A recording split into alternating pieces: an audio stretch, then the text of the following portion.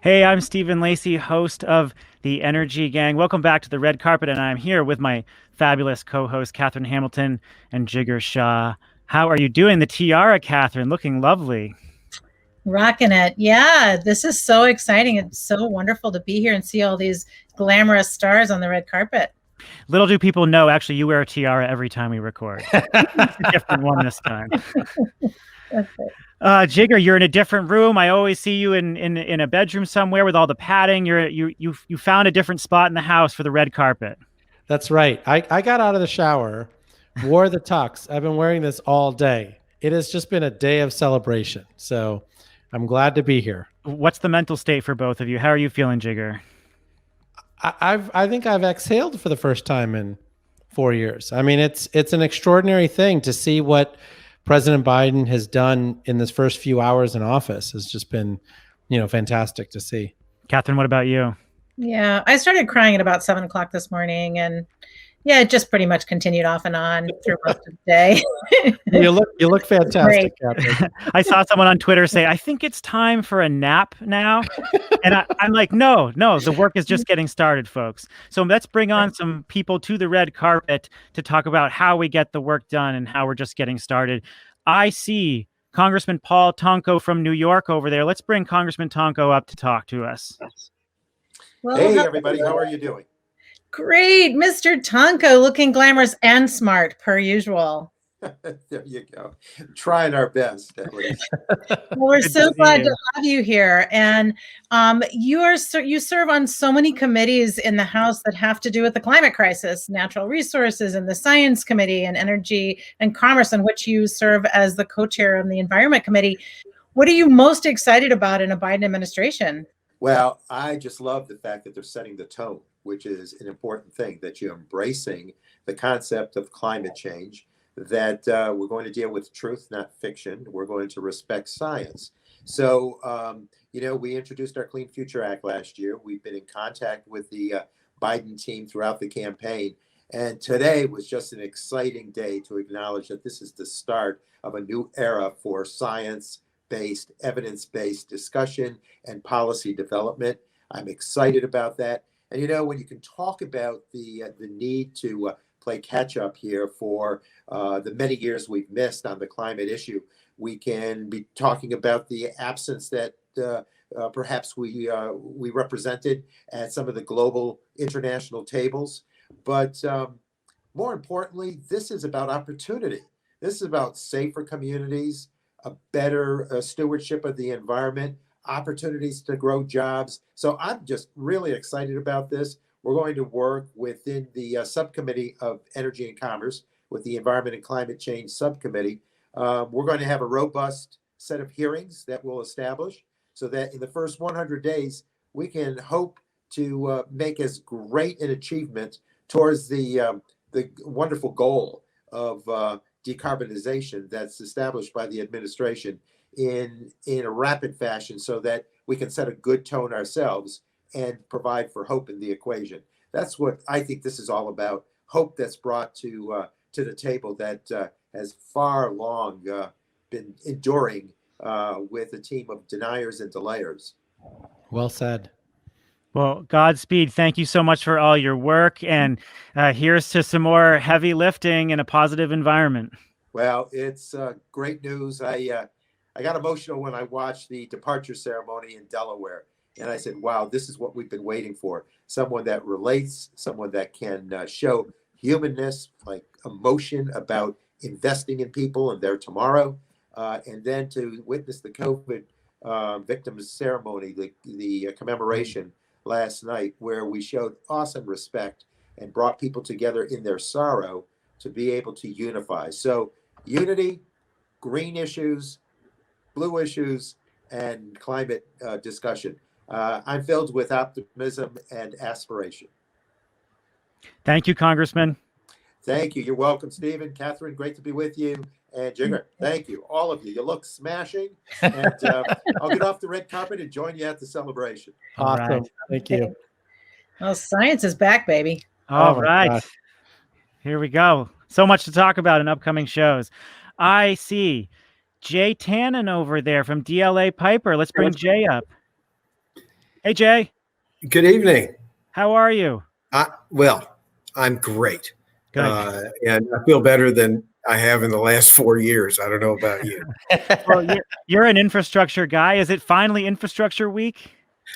I think it's infrastructure year and actually 4 years of sustainable infrastructure. I've never been more excited about that than I am here at the dawn of the Biden-Harris administration. So we're going to build back better. And there are a lot of people attending this event that are going to be integrally involved in that. You know, there's a lot of conversation about electricity and roads and bridges, but one of the things that you specialize in is water. You know, what do you think is possible? I mean, it just feels like Flint was only, what is it, like 7 or 8 years ago, and now we actually have a chance to do something about it. Well, I think when you talk about sustainable infrastructure, water and wastewater are two of the areas that are crying out. I mean, we have a D and a D plus respectively from the American Society of Civil Engineers as a nation. Those are our grades in those areas of infrastructure. When I talk about, building back better, I think we need to adopt, and Jigger and I've discussed this, we need to adopt an American version of Australia's asset recycling program. Jigger and I like to call this incentive infrastructure. That is really a way to accelerate and democratize sustainable infrastructure. We're coming to the top of the minute here, Jay, but I think, one of the assets we need to recycle are all those golf courses. There are way too many golf courses. You played all of them, I think. But hey, well, maybe so. Maybe so. But no, I think we can do more water reuse at golf. Hey, golf has kept a lot of us sane during this pandemic. But hey, cheers to each of you, and here's to the Biden-Harris administration. Cheers. Thanks, let's get to work. The next era for clean energy. Cheers. Thanks, Jay. And we are back on the red carpet here. Let's see. Who do I see coming up the walkway? Oh, it is Jeff. It is Jeff Weiss from Distributed Sun. Hey, Jeff, how are you? Hey, all. Awesome to be here. You're looking great, Jeff. Looking great. I think, who would have known? It's 12 years ago, I think we went to the Green Ball together at the Portrait Gallery. We keep doing balls, Jigger, but tonight I wore my red bow tie, right? Because even clean energy folks and Blue Dogs can wear red. That's the new color of United America. No, that's absolutely true. One of the things I'm curious about is that you have been in DC for a long time and seen a lot of these administrations go by. I can't tell you an administration that I've seen that has had this level of practical, pro-business sort of talent on the clean energy side. I mean, have you seen that many folks come into administration at once?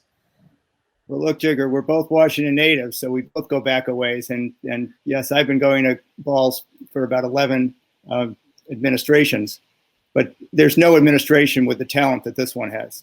It's amazing. We've won, clean energy's won the capital markets, and clean energy won the human markets. Now we need to win in the policy markets, and it's our turn. Yeah, absolutely. It looks like it's such a great combination of people who have a ton of experience in lots of different sectors, and also some new, fresh faces, which I think is going to be really important to getting us to the future. Well, the good thing is we can now make it easy for CFOs, because it's all about corporate America and it's all about the human America. We need to help people deal with carbon, right? The next watershed is the industrial economy, and we're all working on that. And there's so many options and opportunities. Electrification, corporate, ESG is helping a lot, and we just need to smooth it out. Well, Jeff Weiss, the executive chairman at Distributed Sun. Here's to a Biden administration and a lot of work ahead of us. It'll be fun to do together. Thanks, gang. Thanks for joining us. Thank you. All right. I think we have some more folks walking up the carpet. Oh, who do I see there? It is Arnold Harris, a clean tech veteran and member of the board of directors at PG&E. Hey, Arnold, how are you? Oh my God, I'm doing great. What an exciting day, huh? It started early. I think like Jigger, I got in my tux the moment I woke up. I just wanted to get this day underway. Well, the first female vice president. I mean, I was just going to say, I mean, what a relief to have a man like Joe Biden in the Oval Office after the 4 years we've been through. But wow, historic moment with an African-American woman rising to vice presidency. And it's just something about the spirit of the ceremony today, and just the excitement I've seen on Twitter and elsewhere about the tone that's being set. It already feels worlds different. Well, and tell me what it feels like to be a West Coaster right now. I mean, Well, I mean, we just come through a year of wildfire and really, I think, recognizing the cost of climate and climate change and what it means for people in their day-to-day lives. And really what, a word like, adjusting the climate would mean. And, here we are in the middle of January with fires all over the state in a month that normally should be, not fire season. It's not. So it means a tremendous amount that we have an administration that is focused on climate, serious about climate, and going to take, the bold steps that are necessary. And I just, the thing that gets me worked up, and I'm just, the word that keeps coming to mind is alignment. And I think about where we are in terms of, industry, where capital markets are, where technology is, the stakeholders that are aligned as well. It's a world of difference, Jigger, from where we started, 20 odd years ago, when, every conversation, every bit of advocacy was a fight. We're ready to go. And now with the Biden-Harris administration in DC, I think we've got the alignment we need to really make change happen and really decarbonize our entire economy. We got to get going. Right. And with two branches of the government aligned, I think that's going to be really important to getting all of our policy work done. Yeah, the Georgia miracle, man. That was another gift from heaven. I've got to say, that alignment, again, the pieces are falling in place, and I'm really hopeful about what this means for our future. Yeah, I think that gift was from Stacey Abrams. Indeed, yeah. Well, we admire your work, Arno, and what you've done to grow the business of clean energy. And also, I admire the fact that you brought that giant picture of a donkey up with you up the red carpet. You have very strong arms. That's Stanley, and yeah, it felt like the right picture for a day when the Democrats, rose to power again. So, well, here is to a new era in clean energy, and thanks a lot for joining us. Thank you, guys, and congrats to President Biden and Vice President Harris. Thanks so much. So, Catherine, what are you hoping for right off the bat with a Biden administration? I mean, there are so many priorities. We already saw executive actions, including getting back in the Paris Agreement, but there's still so much ahead of us. What are some things you're looking forward to? Well, I think Mr. Tonko talked about, he's going to get things right out of the chute for the legislature. So I think we're going to see a lot of work. We're all going to have to really work hard, both with Congress and with administration. I'm really excited to see the administration getting off the ground and getting some of these people, really excellent people, put into the right slots so we can get a lot of work done. Bigger, what about you? Well, I think that when you think about some of the great folks that they brought into the Department of Energy and CEQ and other places like that, I mean, I think you're going to finally see a lot of those existing authorities that they've had, languishing there, go out the door. I think a lot of that money is going to go into recovery, and I think that's going to be fantastic. Yeah. In one of our conversations, I think what we talked about is that there's a lot of stuff that can be done that will fulfill the obligations of and the desires of the Green New Deal without ever having to call it a Green New Deal. A lot of the pieces are already in place for us to get so much done. So super exciting. So I think we got John Imes actually on the red carpet. Hi, guys. Hey, John. Hey, John. Hey, well, he jumped right in right before we closed the shop. Yeah. So Nice to see you. thanks for pulling this together. I'm in Madison, Wisconsin. Excellent. That's fantastic. I grew up in Sterling, Illinois, and hung out a lot in Madison. Wisconsin's had a fantastic year this last year. Well, Wisconsin mattered, as we know. So we got her done. So tell me, what are the clean energy priorities there in Wisconsin? What do you hope is going to happen over the coming year and years? Yeah, we got the governor's office. So that's really key. We have one of the most powerful veto pens in the country. And the lieutenant governor has been heading up the climate plan, and that plan was just released a couple of weeks ago. You know, we're like everyone, we're focused on 100% clean energy by 2050. And now it'll be, you know, getting the legislature to do some things, doing what we can from an executive order standpoint, and then go from there. Excellent. But I'll say big solar arrays. We were lagging the country in solar and wind investments, despite our, you know, environmental heritage and leadership tradition. And that's really changed. I think we're one of the leading states right now in terms of big arrays, 200 acres, 500 acres of solar panels. It's really extraordinary. Like we have cornfields here, we're starting to see solar fields. So that's exciting. Yeah, I mean, seeing the clean energy transition happen there, it can happen everywhere. That's right. Absolutely. Well, really glad to see you here, and really hope that you continue to, you know, fight the good fight as we go into redistricting this year. Well, yeah, thanks for your service. We'll go to the show. Thanks. That's great. Excellent. All right. Looks like, Stephen, we even have another guest coming in. Excellent. And I think it is New Mexico Senator Martin Heinrich. I see him coming up. There he is. Hello, Senator Heinrich. How are you? Stephen, how are you? This is actually because I know Jigger and I know Catherine, but I've never actually seen your face before. So this is a new experience. I'm just used to listening to you on your podcast. Well, after this, you won't want to see my face again. You'll go back to the voice.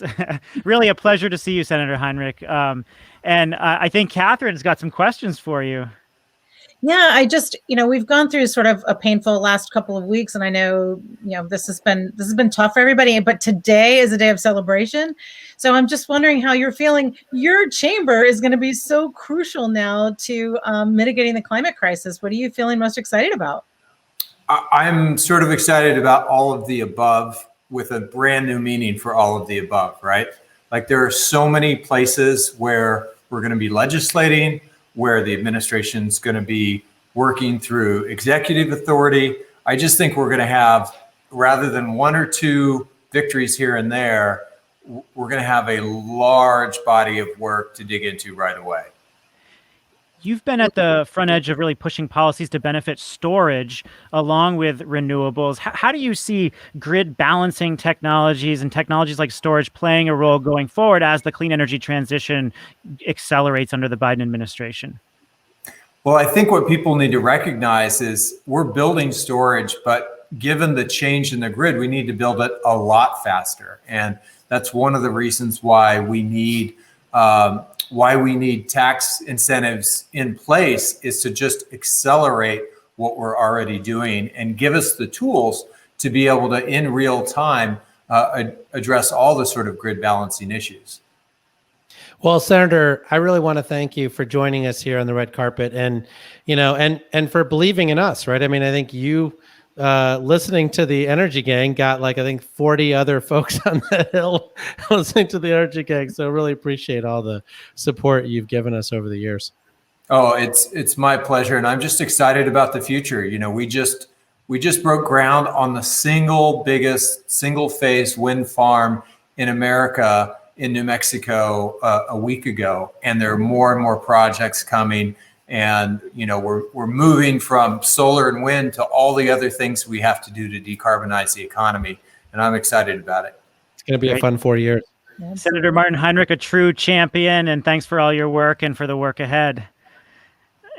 And that is going to do it for the red carpet. A lot of fantastic people here who are now going into the event, and you are out there with some of the top minds and doers in the clean energy. This has been the Energy Gang. We are going to head into the main program now that you've all been waiting for, and we'll kick things off with a message from the Clean Energy Co-Chair Committee.